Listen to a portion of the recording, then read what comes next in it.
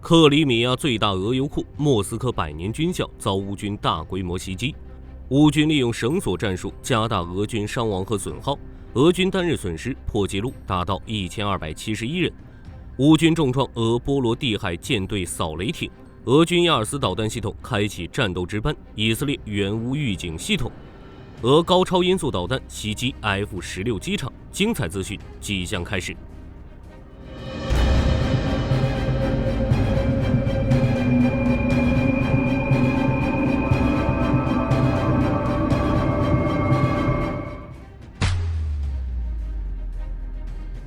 10月7日，乌军2架无人机成功躲过铠甲 S1 防空系统，袭击了克里米亚费奥多西亚的石油设施。据乌总参谋部初步报告显示，目前已有5个油罐受损，2个油罐被完全摧毁。塔斯社也报道称，由于费奥多西亚石油库发生火灾，目前已进入市级紧急状态。据悉，费奥多西亚油库是俄罗斯用来满足克里米亚俄军需要的。如今遇袭势必会影响克里米亚俄军的战斗，正如乌克兰海军发言人德米特罗·普列滕丘克10月5日发言一样，俄军后勤与克里米亚的联系已完全切断。如今的克里米亚俄军已处于孤立无援状态，从刻赤大桥轮渡被炸，到扎波罗热、赫尔松的陆路运输线路被阻，再到油库码头被袭，乌军继续摧毁黑海舰队俄防空系统后，已成功切断了俄军后勤运输。火力军估计，乌军正在等待更大的机会，以求在克里米亚战场获得巨大改变。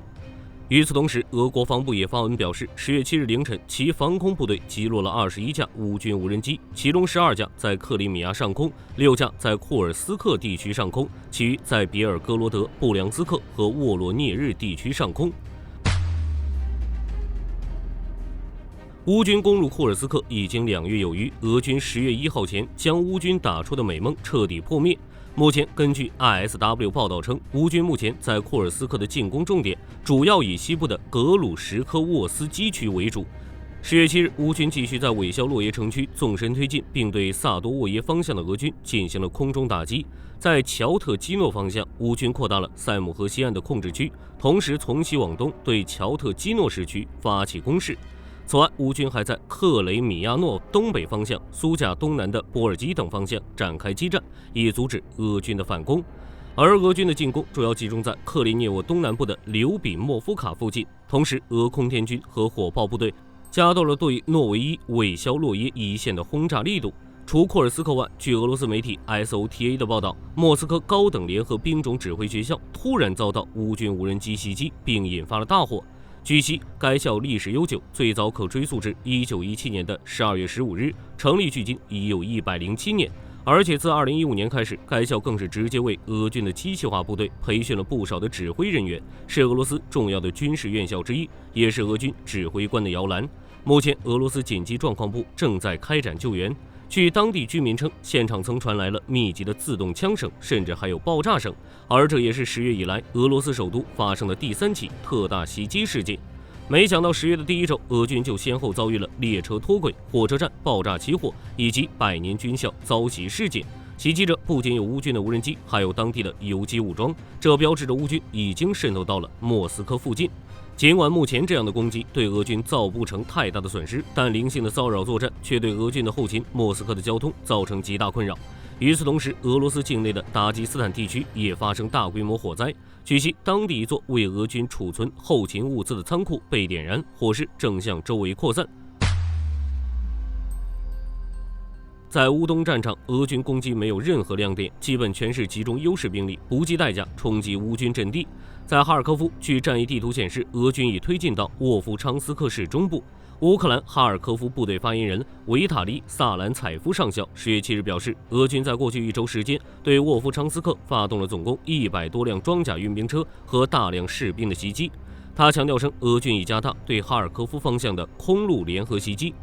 在库皮扬斯克、斯瓦托夫、克雷明纳战线，据乌方消息称，俄军每天都会以3到4名士兵组成数十个小队，对科皮斯尼基夫卡、克鲁格利亚基夫卡以及安德里伊夫卡的乌军阵地进行突击。有消息称，俄军已占领斯瓦托西部的姆亚索扎里夫卡村。至于顿涅茨克战场，战线变化不大。在红军村东部，俄国防部称，俄军第35、55、77三个摩托化步枪旅和第201军事基地的成员夺取了格罗季夫卡。在南部，乌俄双方的战斗发生在楚库里涅、第2、佩尔什等方向。有尚未证实的消息称，俄军占领了楚库里涅和第2村。在库拉霍沃方向，据乌俄双方消息来源显示，10月7日，俄军第33摩托化步枪团已经占领了马克西米利亚尼夫卡村一般的区域，双方正在该定居点的中心战斗。最后的福勒达方向，据乌方消息称，俄军第39摩托化步枪旅、第430摩托化步枪团以及第18机枪炮兵师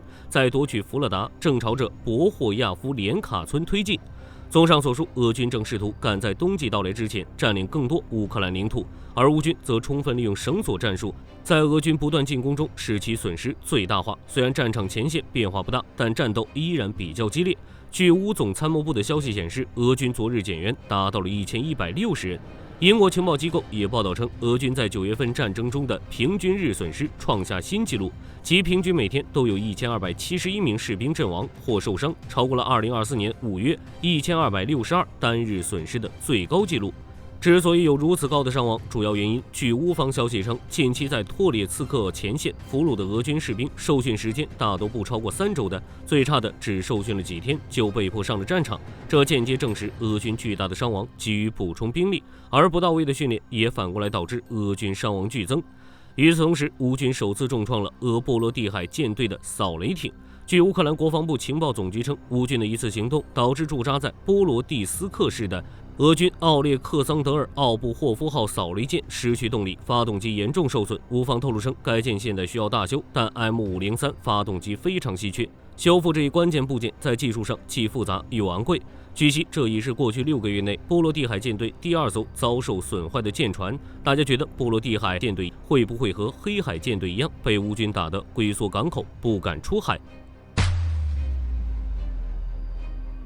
俄罗斯方面10月7日，俄多家媒体援引俄国防部消息报道称，俄军新西伯利亚第39陆军总司令部的亚尔斯导弹系统开始进行战斗值班。据悉，亚尔斯导弹系统为陆基导弹系统，可行军100公里发射，导弹可携带3枚核弹头，射程可达11000公里。目前，俄军战略导弹部队的3个导弹团已重新装备亚尔斯导弹。乌克兰方面，以色列驻乌克兰大使米哈伊洛·布罗茨基在接受采访时，官方证实称，乌克兰正在部署以色列援助的用作防御空袭的预警系统。路透社报道称，实际上早在今年2月份，以色列就曾承诺援助该系统，而且早些时候，美以双方还进行了磋商，要向乌克兰提供另外8套爱国者防空系统。若是这一计划得到落实，乌军的防空状况无疑将得到根本扭转。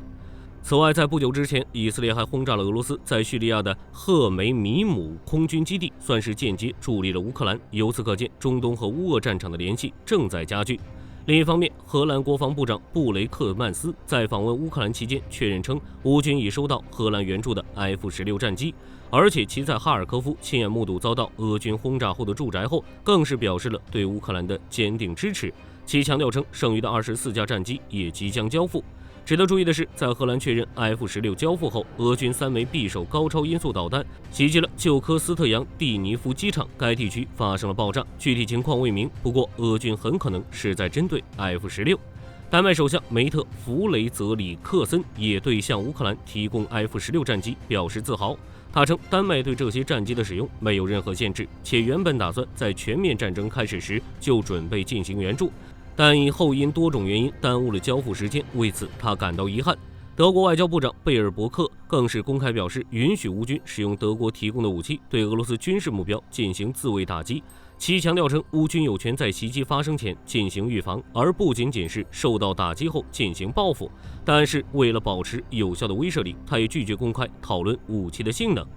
除武器援助外，10月7日，斯洛伐克总理菲科与乌克兰总理丹尼斯·史米哈勒举行第2次政府间磋商后，菲科宣布斯洛伐克将向乌提供人道主义援助，并向乌能源需求捐助50万欧元。甚至菲科还表示支持乌克兰加入欧盟，这是斯洛伐克首次大规模转变态度，向乌克兰提供援助。斯洛伐克已主动释放善意，乌克兰自然给予了回应。其总理丹尼斯·什米哈勒表示，俄罗斯天然气输送合同将于2024年年底到期，且乌克兰将不再延长该合同。他表示，乌克兰愿意与斯洛伐克一起打造东欧能源中心，加强两国的能源安全。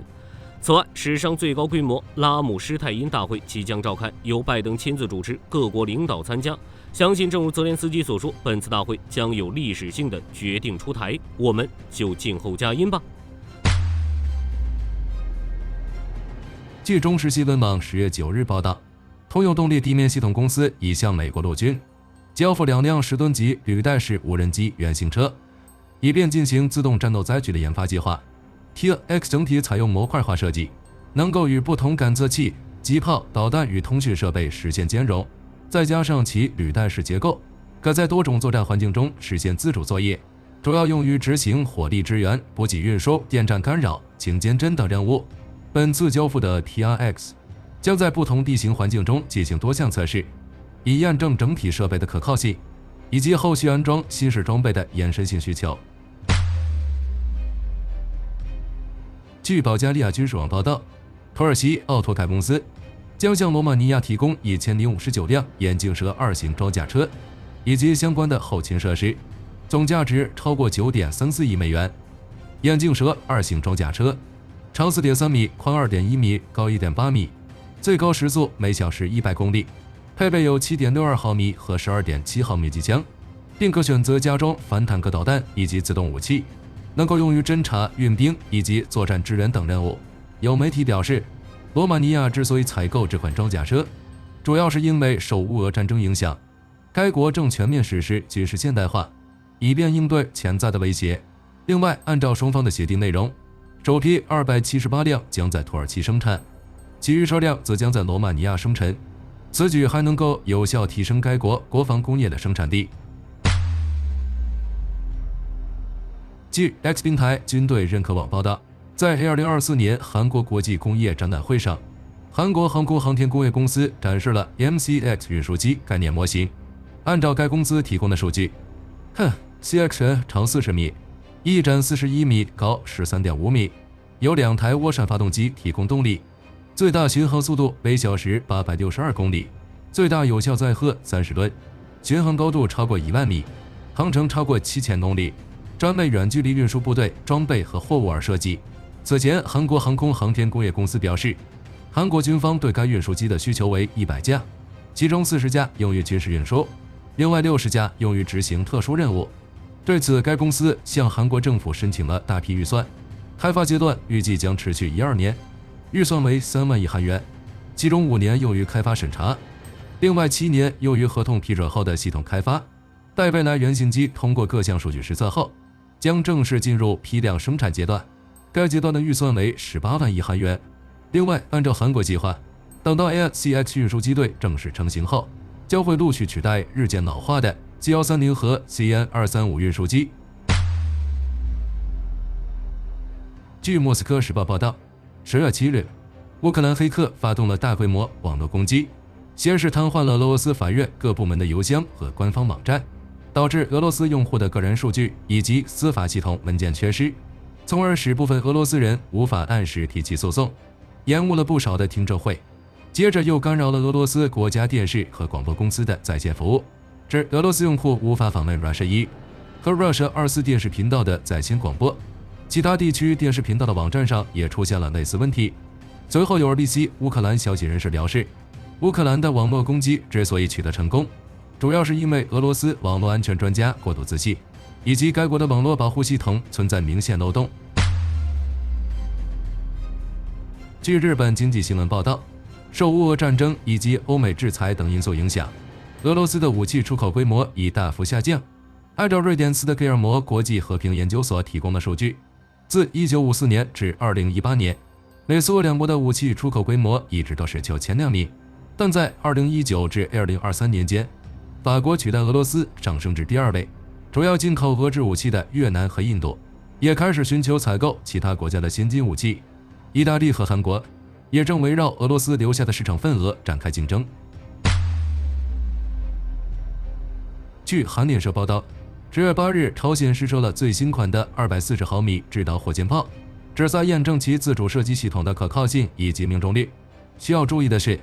朝鲜曾于今年4月、5月和8月进行过同款火箭炮的试射活动，朝鲜领导人金正恩均亲临现场。然而这一次试射，金正恩却罕见缺席。据美国国防新闻10月8日报道，以色列拉斐尔公司对战利品主动防御系统进行了升级，使其能够攻击垂直于发射车辆上空的目标，进一步提升了对无人机和导弹的防御能力。而且在美国陆军年度研讨会上，拉斐尔公司还展示了该系统的实弹测试影片，显示升级后的战利品成功拦截了一架从高空俯冲而下的无人机。不过其并未透露具体的升级细节以及后续的部署行动。据中时新闻网10月9日报道，受中东局势影响，以色列正催促美国加快交付最新版的 F-151X 战机。此前，美国批准向以色列出售50架 F-151X， 总价值约180亿美元。按照原本计划，首批战机可能要到2028年才能交付，但如今的以色列已在多线作战，且战况十分紧急，迫切需要更多的先进战机来缓解战线压力。有媒体表示，以色列之所以希望能够尽快获得 F-151X， 而非其他先进战机，主要是因为伊朗与俄罗斯建立了新的防务关系，俄罗斯可能会向伊朗交付 S-400 等先进防空系统。F-151X 能比同类战机携带更多武器，还能发射高超音速导弹，有望突破此类防空系统的限制，从而对其进行有效的反制打击。然而就实际情况而言，不仅仅是以色列需要 F-151X，美国空军同样也需要。在这种需求关系下，除非优先级发生变动，否则波音公司大概率会延迟交付国际客户。至于美国会不会允许波音公司率先向以色列交机，这就要看双方的具体谈判了。据自由时报10月9日报道，美国雷神公司在马里兰州成功测试了最新研发的梭子鱼反水雷系统。此前，梭子鱼已被美国海军列为下一代反水雷系统指标计划。它配备有先进声呐和摄影系统，专门用于执行水雷侦测、追踪和排除等任务。此次测试使用了具备量产规格的系统，着重于评估其在不同海况和水流中的效能。结果显示，该系统具备精准的水动力控制能力，可自主维持位置并执行目标攻击。测试期间所搜集的数据将有助于进一步完善系统，使其更能满足实际作战需求。预计该系统将在2027年实现量产。据美国太空新闻网站报道，法国军备局近日在太空防御和安全峰会上公布了一项低轨太空监视计划，名为 Toutalis， 还有法国初创公司 U-Space 和欧洲导弹集团共同提出并推动，旨在扩大法国太空态势感知范围，并提升太空监视力度和主动防御能力。根据项目规划，法国将在未来2年内发射一颗 Spot 卫星和一颗 LISA-1卫星。其实早在2018年时，法国就将太空军事能力建设列为了国防战略的优先规划项目之一。2019年就成立了太空司令部，全面发展国家太空防御战略。此后，随着国际局势持续紧张，法国先后采取多项措施加强太空主动防御能力。例如，从2021年开始，法国开始举办太空军事专项演习，以此来检验在真实太空环境下的作战能力。又或是频繁地发射军事卫星，如 CNSO 卫星群系列、克瑞斯卫星项目以及第4代希拉库斯卫星系统等。这些卫星主要用于满足法国和欧洲的国防情报需求。此外，法国还在开展一项名为“游着”的卫星项目，可在地球同步轨道执行监视工作。据俄罗斯媒体报道，该国研制出了一种新型线控无人机，号称能够对抗电子干扰，并且目前已将其投入使用。不过，有媒体表示，所谓的线控无人机并非俄罗斯首创，此前欧洲国家已经对这一概念进行尝试，即通过利用光纤传输信号，确保无人机的命中精度和抗干扰能力，使其拍摄到的目标图像更清晰。但这种技术弊大于利，因为加装线控设备的无人机作战方式类似于早期的有线制导反坦克导弹，只适合技术过渡，与现代化无人机的多功能作战模式相比，实属小巫见大巫。好了，本期视频到这里就结束了。大家觉得俄军的亚尔斯导弹系统是否能起到威慑作用？欢迎在评论区留言讨论。我是火力军，下期再见。